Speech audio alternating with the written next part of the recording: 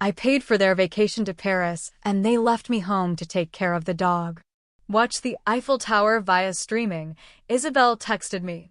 Minutes later, they sent a link from their fancy dinner. I responded with an eviction notice. They thought I was joking until Luna saw me change the locks. We can stream the Eiffel Tower to you, Isabel texted again, as if that made it any better.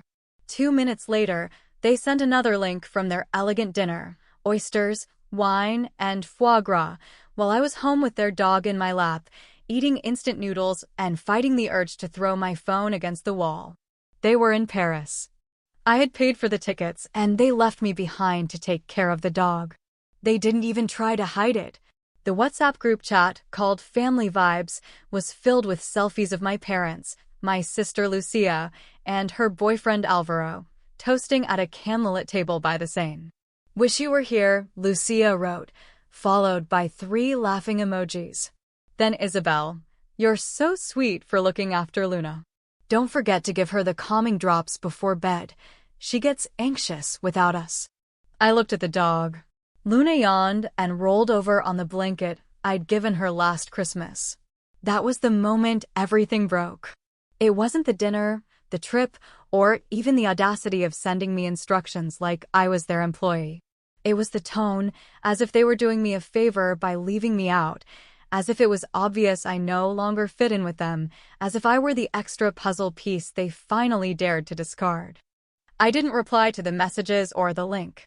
I simply got up, walked down the hall, opened the toolbox, and took out a letter I'd been keeping for 5 months, the lease termination notice. It had their names on it because they were living in my house. I let them move in, just for a while, after Fernando lost his job and Isabel said their apartment was too small. That was a year ago. I covered the rent, the food, even Luna's vet bills. And now I was babysitting their dog while they clinked wine glasses in Montmartre. So I sent it. A screenshot of the eviction notice. Simple, formal, no emojis. "Hope Paris is worth it," I wrote. Then I locked Luna in the bedroom for 5 minutes, went to the front door, and changed the locks. They thought it was a joke until Luna saw me do it. They didn't reply that night, not a single message. Instead, the next morning I woke up to a Facebook post. Photo of Luna chewing on her leash, ears drooped, looking sad. Text, "Some people value horseshoes more than love. Abandoned while they sip their coffee in our house." Over 300 likes. Comments from relatives I hadn't seen in years. Aunt Carmen, "That boy was always cold." Cousin Javier, "Who evicts their own parents over a vacation? Monster." Uncle Manuel, "Family doesn't kick out family. Hope he enjoys his solitude." Isabel commented, "We forgive him anyway." We always have. I read the post 3 times and laughed, not because it was funny, but because I realized how long they had been preparing, building their version of the story while I kept feeding their dog and paying for their Netflix. Let me tell you what they didn't post. I paid for the entire trip to Paris. Everything. Business class tickets, €7,200. Luxury Airbnb with Eiffel Tower view, €4,600. Daily food budget loaded onto their travel card, €1,000. A spa day Isabel absolutely needed because she was so exhausted, €600. All under one condition. We all come back with a smile. They didn't even buy me a ticket. They never mentioned Alvaro was going. I found out through a deal on Instagram. Alvaro and Fernando toasting with champagne over escargots, the Eiffel Tower glittering in the background. They tagged me as #holding down the fort. The comments, "Wow, what a good son, always the responsible one." Classic Alejandro, putting family first. Nobody knew the truth. Nobody had seen the messages I had from weeks before. The real texts. Fernando, "Not worth paying for an extra seat." Lucia, "You just ruined the vibe, bro. We want this to be relaxing." Isabel, "Maybe next year. Luna really needs you." They didn't uninvite me. They used me. But the gaslighting didn't end there. That same day, I got a message from my cousin Laura. "Laura, hey, just so you know, Emma, our mutual cousin, Posted something on Reddit. Didn't name you, but yeah, it's obvious. I clicked the link. The title read, "My cruel cousin evicted our grieving parents while they were out of the country. How can we make him see sense?" And the top comment, "Cut off his access to money. Let him learn what it's like to be used." That's when I snapped. Because this is what they didn't know. It wasn't the first time. It was the end of a very long list. I paid for Lucia's postgraduate studies. I lent Fernando 12,000 euros when he lost everything in a crypto scam. I co-signed their apartment when Isabel said, "You're the only one we trust." I paid for Luna's surgery when they couldn't even afford the rent. And I let them live in my house rent-free because Fernando had a bad back and couldn't climb the stairs in their apartment. And in return, they left me behind like I was the neighbor, not the son. They posted pictures like I didn't exist. They turned my generosity into their vacation. And now they were painting me as the villain. So, I made a decision. No more words. No more explanations. No more quietly enduring. I logged into our shared Dropbox account, one I'd created years ago to help Fernando with his taxes. It had everything. Photos of the plane tickets paid with my American Express. Screenshots of every Visum and PayPal transfer. PDF receipts tagged Paris 2023. All in my name. Then I uploaded one more file /evidence/voicenote Lucia M4A. It was a voice note from last week. I hadn't planned on keeping it. It was a casual note, but I never deleted it. In it, Lucia says, between laughs, "Does he think he's coming with us? Please. He's useful, not fun. You'll see, when he sees the pictures, he'll get over it. He always does." I sent that folder to 5 people: my Aunt Carmen, my cousin Laura, Emma the Reddit girl, Alvaro, and the family lawyer, Mr. Ramirez. Then I turned off my phone. That night, someone knocked on my door. It was Alvaro. He was disheveled, no luggage, Luna's leash in his hand. "She's yours now," he said. "I'm leaving." I didn't ask. He looked me in the eye and said, "They lied to me, man. They said you didn't want to go. They said you were unstable. I've been living with them for 2 weeks, and I'm telling you, they're not emotionally stable people. I mean, they made me pay for dinner in Paris. Then Isabel tried to get me to call you a narcissist in a TikTok video. I'm done." That was the first crack. The next came the following morning when Mr. Ramirez called me. "Alejandro," he said, "we need to talk about the lease and your legal options." They returned from Paris on a Thursday. Friday morning, I invited them to dinner. I made it sound soft. Let's just talk, the 4 of us. Me, Isabel, Fernando, Lucia. I picked their favorite place, the little Italian trattoria they always raved about. Private booths, warm lighting, complimentary bread. They didn't suspect a thing. I wore a dark shirt, sleeves rolled up, and silence as my weapon. They walked in laughing, tanned, smug, and a little tipsy. Lucia carried a Louvre bag. Fernando wore a ridiculous beret. Isabel kissed my cheek like she hadn't set Facebook on fire 3 days ago. They sat down. So, Isabel began, her voice smooth as butter. "We saw your little tantrum online." Lucia giggled. "You were always a bit dramatic." Fernando just said, "Do you really think this changes anything?" That's when I took out the envelope. 4 sheets. Each one a copy. I placed them carefully on the table, like I was laying down a royal flush in a poker game. It was the lease termination notice. Signed. Finalized. Legally impenetrable. I'd consulted 2 lawyers. The house they were living in was no longer theirs. The 30-day notice period had begun last week. I didn't need their approval. I was the owner. Isabel blinked. Lucia scoffed. "You're going to evict your own family?" I replied calmly, "I'm evicting the tenants who lied, stole, and humiliated me." "Alejandro," Fernando began, trying to sound serious. "This is a family matter. We don't involve outsiders." I smiled. "Perfect," I said. "Then maybe you should have thought of that before posting our family matter to 300 people online. Or when you used my card for a trip I wasn't invited to. Or when Lucia laughed about how Useful, I am on a recording. That's when I took out my phone. Pressed play. Does he think he's coming with us? Please. He's useful, not fun. You'll see, when he sees the pictures, he'll get over it. He always does. The booth went completely silent. Lucia's face drained of all color. Isabel covered her mouth. Fernando clenched his jaw and muttered, "You recorded that?" "It recorded itself," I said. "It was a voice note. I just received it. Like this one." I clicked the next file. "We have to make him think he matters. At least until the mortgage is paid." That was Isabel's voice. After Paris. I don't care what he says. I'm not pretending anymore. It's not even fun being around him. He's just a wallet with legs.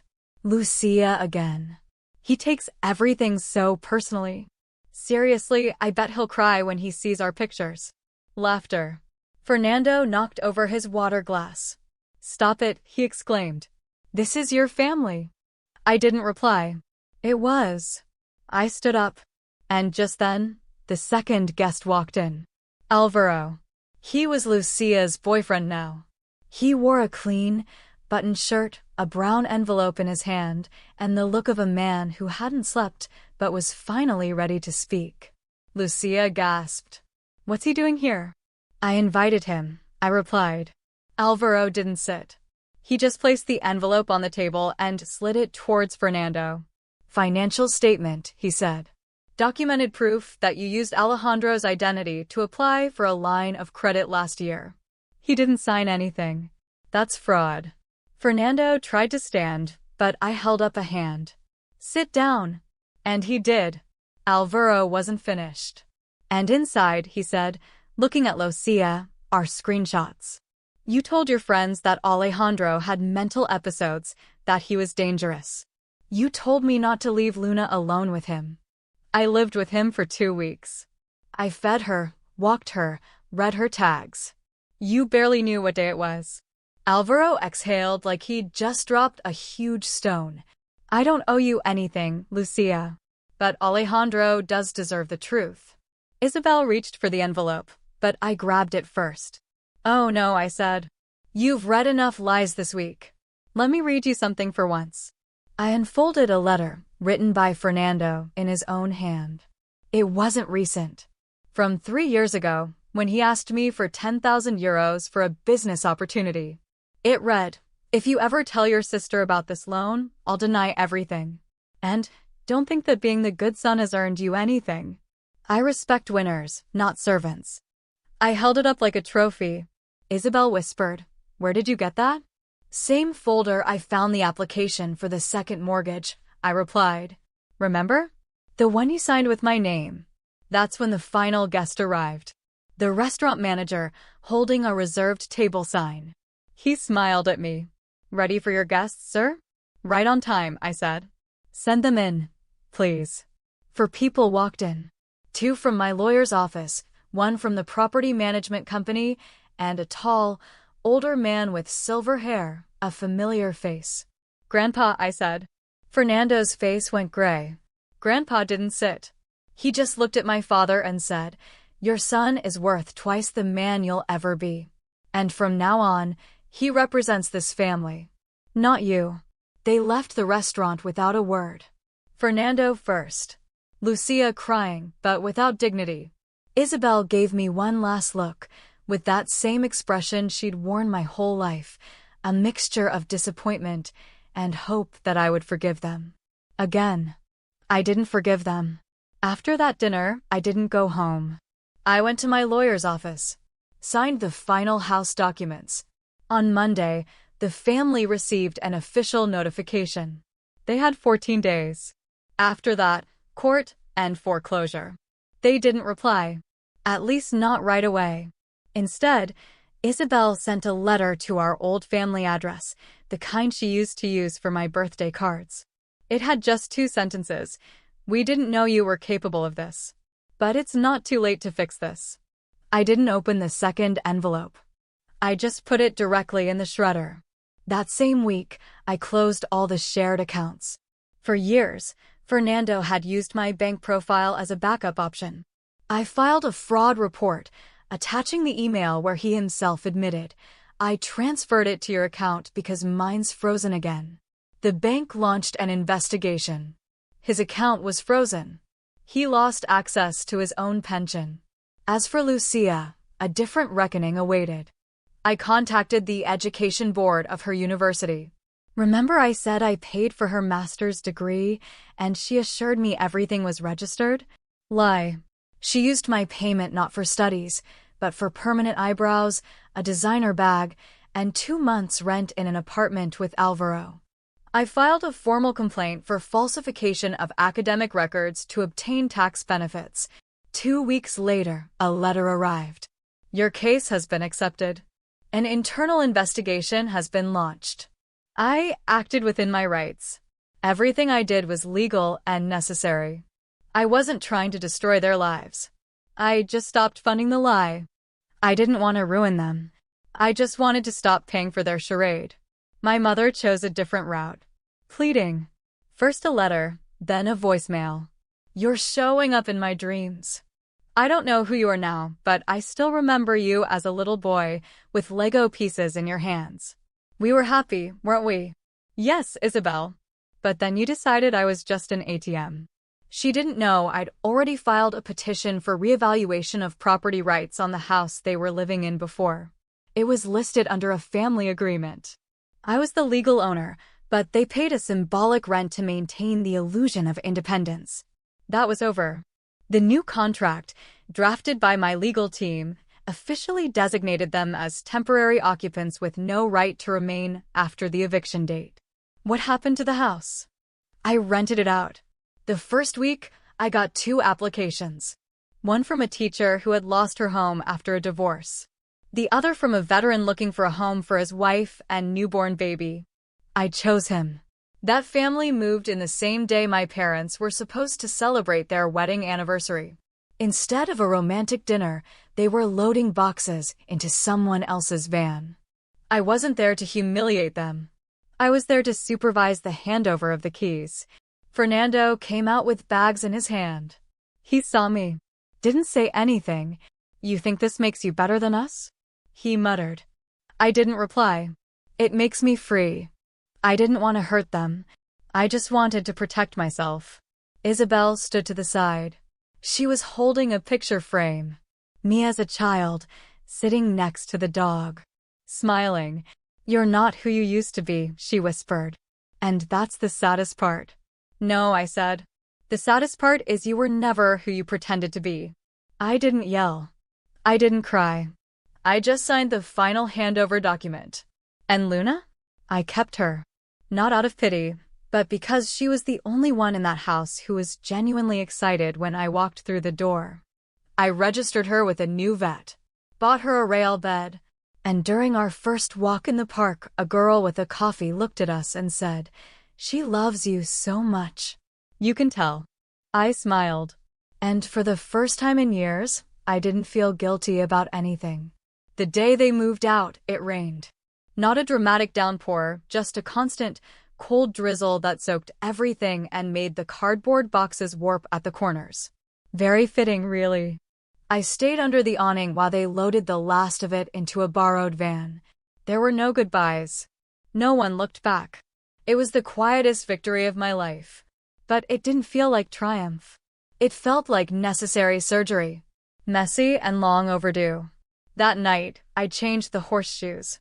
Not just on the house, but on every part of my life where their marks remained. Joint bank accounts, closed. Emergency contacts, updated. My will, rewritten. And the phone. I changed the number. That was the first, symbolic severing. Then came the desperate emails. At first. Then bitter ones.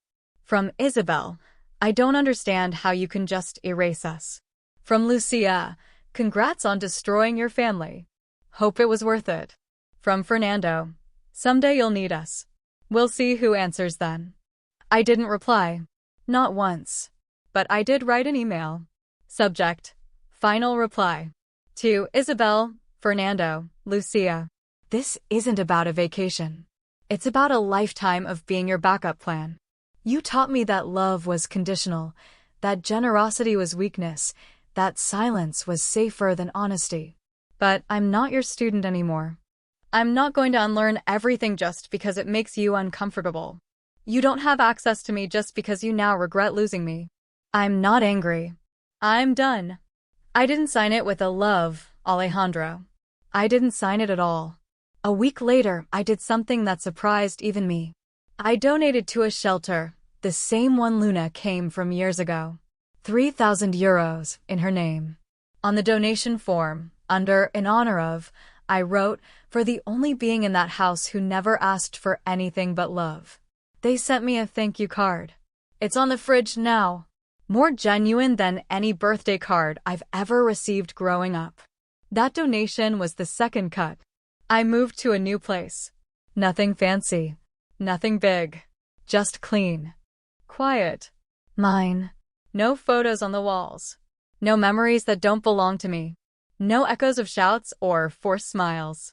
Every night, I walk Luna down the same street, past a house with ivy-covered windows and wind chimes that sound like glass laughter. One evening, a neighbor waved. "Saw the previous tenants move out," she said. "They always seem tense. You seem lighter." I didn't explain. Just smiled. Because yes, I am lighter. Not because they're gone, but because I stopped waiting for them to change. A month passed. Then two. One afternoon, I was walking past a small row of shops and saw a handwritten sign in a window, seeking weekend help. Honest. Reliable. Detail-oriented. It was a small print shop. Nothing grand. But the smell of ink and paper hit me like childhood, like the library I used to escape to, like something pure. I walked in, asked about the job. The owner was in her 60s, kind eyes, a small bird tattoo on her wrist. "You're overqualified," she said, looking at my resume. "Are you sure this is what you want?" "I'm sure," I replied. "I just want to build something that isn't falling apart." She nodded. "Then welcome." 2 months later, I became a partner. Not because I wanted to be rich, but because I wanted to build something that had nothing to do with my last name. We renamed the shop Second Version. The first version was theirs. This one's mine. This wasn't revenge. It was reclamation. I wasn't trying to destroy. I was trying to rebuild. That was the third cut. The last time I heard from them, it wasn't a message. It was a letter sent to my old address. I never opened it. I burned it. Not because I was angry, but because I didn't need another version of their guilt. I didn't need another plea disguised as regret. Because closure, for me, didn't depend on what they said. It depended on what I stopped believing. I stopped believing I owed them anything. I stopped believing I was selfish for walking away. I stopped believing that family was just blood, no matter what. Now, my family is Luna, snoring at my feet. It's the sound of a printing press running late into the night. It's the peace, not the permission. And if they ever drive past my new shop, they'll see this. The sign above the door, smooth black letters on clean whitewood. Second Version. And right below it, in smaller print, no refunds. No returns. That was the final cut. And I didn't feel loss. I felt full.